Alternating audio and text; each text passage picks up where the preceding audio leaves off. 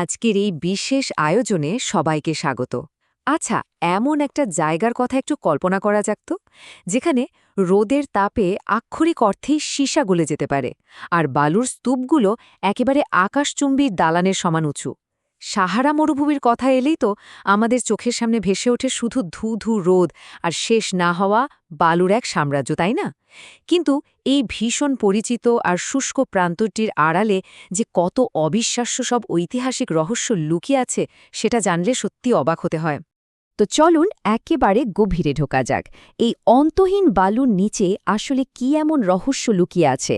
আমরা তো সাহারাকে একটা রৌদ্রদগ্ধ প্রাণহীন জায়গা হিসেবেই জেনে এসেছি, কিন্তু অবিশ্বাস্য হলেও সত্যি এই রুক্ষ মরুভূমিটাই কিন্তু একসময় সবুজে ঘেরা এক স্বর্গরাজ্য ছিল।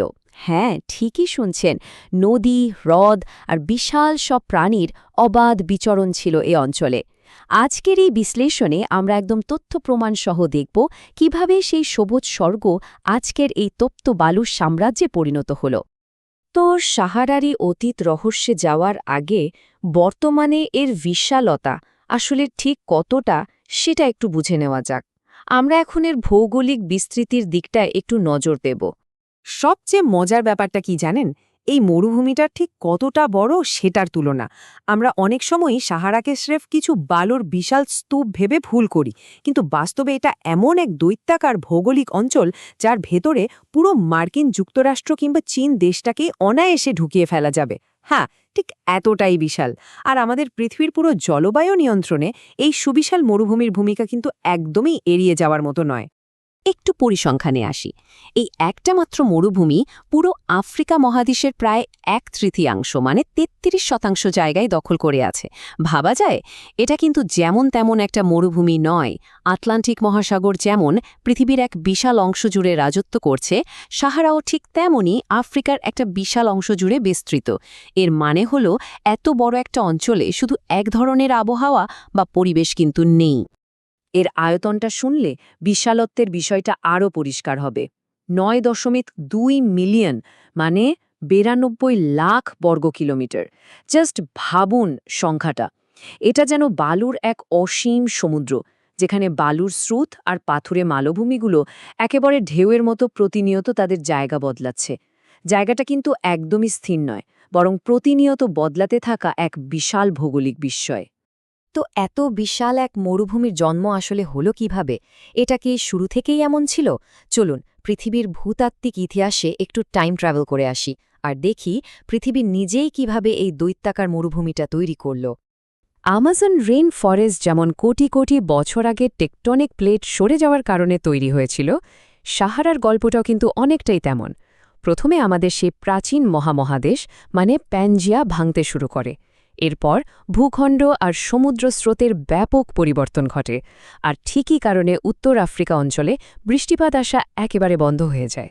লক্ষ লক্ষ বছর ধরে চলা এই বিশাল ভূতাত্ত্বিক পরিবর্তনের কারণেই একসময়ের প্রাণবন্ত একটা ভূখণ্ড আজকের এই রৌদ্রদগ্ধ সাম্রাজ্যে পরিণত হয়েছে। এই বিষয়টা সত্যি মাথা নষ্ট করার মতো। যারা সাহারায় ভ্রমণ করেন তারা প্রায়ই বালুর পাহাড়ের গভীরে প্রাচীন তিমির কঙ্কাল খুঁজে পান। একবার ভাবুন তো, আজ যেখানে শুধুই ধুধু বালুচর আর তীব্র রোদ, লক্ষ লক্ষ বছর আগে সেটা ছিল একটা বিশাল মহাসাগরের তলদেশ।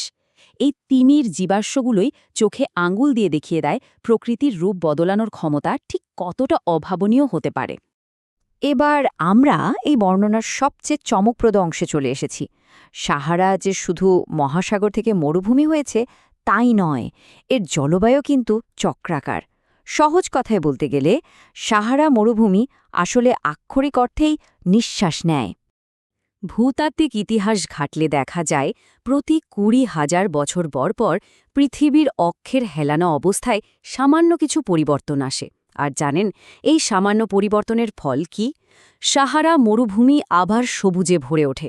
এই তো মাত্র 6,000 বছর আগেও সাহারায় এমন সব বিশাল হ্রদ ছিল যা ইউরোপের অনেক দেশের চেয়েও বড়। ভাবা যায়, সেখানে বড় বড় নদী বইত। কিন্তু ওই যে পৃথিবীর অক্ষের পরিবর্তনের কারণেই বর্তমান সময়ে এসে এটা আবার ধুলো আর বালুর এক রুক্ষ সাম্রাজ্য। অতীত আর বর্তমানের এই বৈপরীত্যটা সত্যিই অদ্ভুত।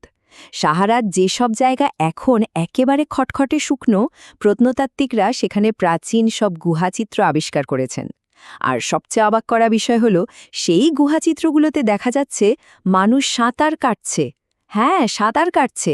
এটা একদম পরিষ্কার প্রমাণ করে যে এই রুক্ষ মরুভূমিতেও একসময় আমাজনের মতোই ভরপুর জীববৈচিত্র্য ছিল।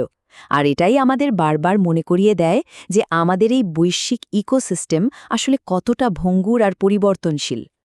আচ্ছা, এবার একটু বর্তমান সময়ে ফিরে আসা যাক। অতীত তো জানলাম, কিন্তু আজকের এই চরম রুক্ষ আর কঠিন পরিবেশে প্রাণ টিকে থাকে কিভাবে? সাহারায় বেঁচে থাকা মানে চরম প্রতিকূলতার সাথে প্রতিনিয়ত যুদ্ধ করা। দিনের বেলায় তাপমাত্রা 50 ডিগ্রি সেলসিয়াসের ওপরে উঠে যায়, মাটি রীতিমতো পুড়তে থাকে। কিন্তু সূর্য ডোবার সাথে সাথেই ঘটে এক বিস্ময়কর ঘটনা। তাপমাত্রা একেবারে হুড়মুড় করে নেমে যায় হিমাঙ্কের নিচে, মানে 0 ডিগ্রিরও কম। ব্যাপারটা অনেকটা দিনের বেলায় জ্বলন্ত চুল্লির ভেতর আর রাতে অ্যান্টার্কটিকার মতো জমে যাওয়া ঠান্ডার মধ্যে বসবাস করার মতো। কিন্তু এত চরম পরিবেশেও প্রাণ ঠিকই টিকে থাকার উপায় বের করে নিয়েছে। এখানকার আদিবাসী তুয়ারেক জনগোষ্ঠী এই চরম আবহাওয়ার সাথেই দারুণভাবে নিজেদের মানিয়ে নিয়েছে। আর শুধু মানুষ কেন, সিলভার পিঁপড়া বা রূপালী পিঁপড়ার মতো পোকামাকড়ও এখানে টিকে আছে।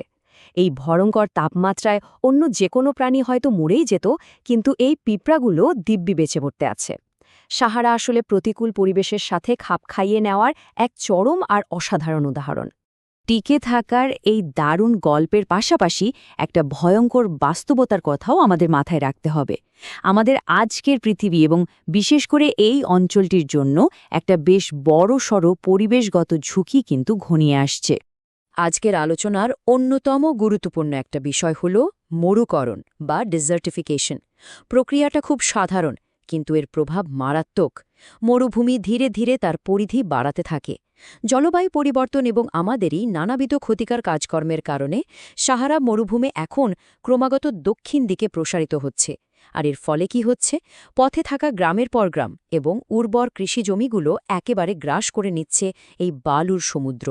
সাহারার এই ক্রমাগত বেড়ে চলা সীমানা আমাদের সবার জন্য একটা বড় সতর্কবার্তা। পৃথিবীর জলবায়ু যেভাবে দ্রুত বদলাচ্ছে, তার প্রভাব থেকে আসলে কেউই মুক্ত নয়। ভেবে দেখলে অদ্ভুত লাগে যে সাহারার মতো বালুর এত শক্তিশালী আর বিশাল একটা সাম্রাজ্য আজ আমাদের এই পরিবর্তনশীল গ্রহের করুণার উপর নির্ভরশীল। এটা বারবার মনে করিয়ে দেয় যে পৃথিবীতে কোনো কিছুই চিরস্থায়ী নয়, এমনকি এত বিশাল একটা মরুভূমিও নয়। তো আমরা দেখলাম কিভাবে আস্ত একটা মহাসাগর মরুভূমিতে পরিণত হলো, আবার তা কিভাবে সবুজে ভরে উঠেছিল, আর এখন কিভাবে তা প্রসারিত হয়ে মানুষের জন্য নতুন বিপদের কারণ হচ্ছে। এই ব্যাপারগুলো প্রমাণ করে যে আমাদের এই পৃথিবীটা সত্যি কত রহস্য আর বিস্ময় ভরা। এখন এই প্রশ্নটা রেখেই আজকের বিশ্লেষণটা শেষ করব। আমাদের এই গ্রহের আর কোন কোন জায়গায় এমন অবিশ্বাস্য সব অতীত লুকিয়ে থাকতে পারে, যা হয়তো আমরা এখনও জানতে পারিনি? কিংবা আর কোন কোন অঞ্চল সাহারার মতো ঠিক এমনই ব্যাপক ভৌগোলিক পরিবর্তনের সম্মুখীন হচ্ছে? এমন অজানা রহস্যগুলোই তো আমাদের কৌতূহলকে বাঁচিয়ে রাখে, তাই না? সাথে থাকার জন্য সবাইকে অনেক ধন্যবাদ।